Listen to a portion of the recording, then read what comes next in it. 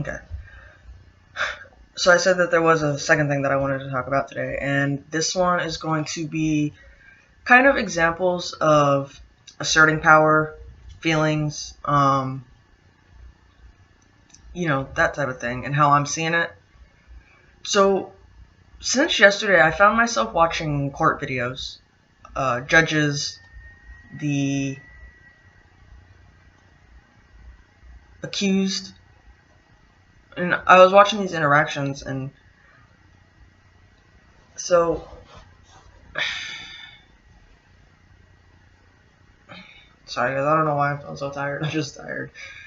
But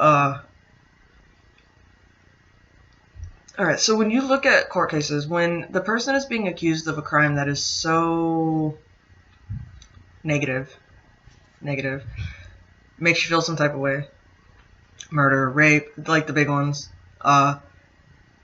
people tend to assert their power over them in a stronger, more forceful way.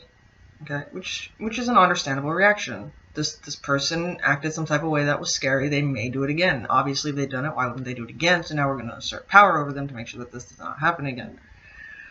So when I watch these interactions between those type of people and the judges, like, not judging anybody, everybody's reactions are understandable. But when the person being accused of these crimes acts out, people instantly think, of course they're acting out. That's just what they do. That's what they've done. Their reaction is not understandable because they just don't know how to control their emotions. But guys, if you're being accused of doing something, whether you did it or not, if you're being accused of it and your freedom is being threatened, you're going to act some type of way. I don't care how high your IQ is, how high your intelligence is. You're going to act. It's a scary feeling to lose your freedom. But we don't give them the opportunity to, tell us why they're feeling like that. We just judge them immediately and then lock them up, confine them, assert our power over them. And I was watching these cases, guys, and if you've seen them, I'm not judging the people who did it. I understand their reactions. It was still just a weird dynamics. So I watched this one where there was a judge who ordered that the accused get their mouth taped because he wouldn't stop talking. So then the bailiffs, right, the ones who, like the police in the courtroom, they came and taped it with red tape. Okay? So this is what I saw. I understand that the judge didn't want the guy to talk because the judge was trying to talk. He was trying to do what, his job was. So he wanted him to be quiet. But the guy was about to lose his freedom, and he was trying to say something, but nobody would listen. Nobody would listen, so he kept talking. When are they going to hear me? They're not going to hear me, and they literally silenced the guy, okay? Is there a structure in a courtroom? Yeah, guys, I get that. There's the powerful and the powerless. I get that. I want this, though. Communication. Okay, why'd you do this? Let's talk about it. Let's solve this. Instead of, you did this, you're gonna. Okay? That's just what I'm seeing. But at the same time, I can't judge the judge because his reactions are understandable. If he looks like he's being lenient or understanding or willing to listen to this person who may have harmed somebody else, it's going to make him look weak. So now he feels like he has to assert his power so that people don't think that it's okay to walk all over him. So it's just always this thing. It's always this thing. And those are the big ones because the judges who are perceiving the most power are the ones who are dealing with the most negative actions. Okay?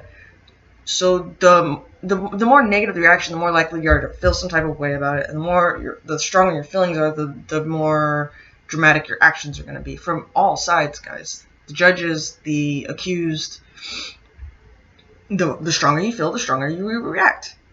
So it makes sense. It's understandable. But what frustrated me was that the accused, I wanted to know what he had to say, guys. I really wanted to know. And the judge kept saying, I'm going to give him an opportunity to talk. I don't know if he did, though, because he taped it. And what also was weird was that they just had that tape in the courtroom. That was a little weird. I wish that, they wanted to put that tape on his mouth so bad that they had to go to the dollar store and give the guy a time to just, say his thing. I would have watched that whole 2-hour video until they got that tape to see what he was trying to say. Unfortunately, the video only lasted for like 8 minutes. But I wanted to know what he had to say. I already knew what the judge wanted to say because I watched 16 other videos where they just make the decision. I already knew what the judge wanted to say. I want to know what the accused had to say. Explain yourself. Why'd you do that? I want to know. So then I looked at another court. This judge is really liked. He's really liked. He's kind. He gives people second chances all the time. And what he is judging over is less of a harmful action. They're traffic violations and stuff like that, which can be dangerous. I mean, people speeding in a school zone could be dangerous, but he still gives people the opportunity. Why'd you do that? And they explain it, and then he usually dismisses it. Or he even gives, like, children the opportunity to, what do you think the consequences should be? And so far, guys, I've never seen him assert his power over anybody. I've watched a lot of his videos, and I've never seen him actually find somebody or actually, put these constrictions on people. I've never seen that, and people like him.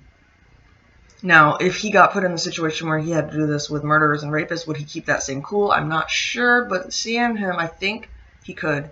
And the reason I really liked him was because I did just watch one of his videos where he had to judge somebody who was from a different country and didn't speak any English, but he was still looking at them, guys. He was still talking to them as if they were able to understand, even though that they weren't. He was still willing to give them his time. He still gave them the chance to speak in a different way because he couldn't understand them either. But he was able to sit down and be like, what? Why'd you do that? And they figured it out, guys. They figured out how to talk. It's possible.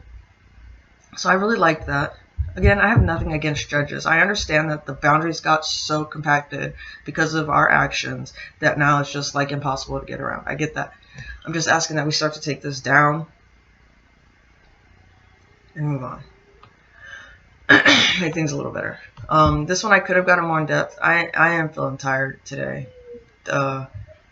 Maybe I'll get into it later. I hope you know I'm not trying to offend anybody. I'm not trying to judge anybody. I don't want to be the judge. I'm just telling you what I'm seeing. Again, I would like to talk about it with you. If you feel some type of way about this, if you are a judge and you see this and I've hurt your heart because I'm saying, I don't like it when you assert your power. If it made you feel some type of way, I'm more than open to talk about, let's talk about it. And the accused, I want to hear what they have to say. I want to talk about it. People don't just act for no reason, guys. I want to know why they acted. So, I think I'm done today. Have a good one. And I hope you're content. I hope you're happy. I hope you're living your best life.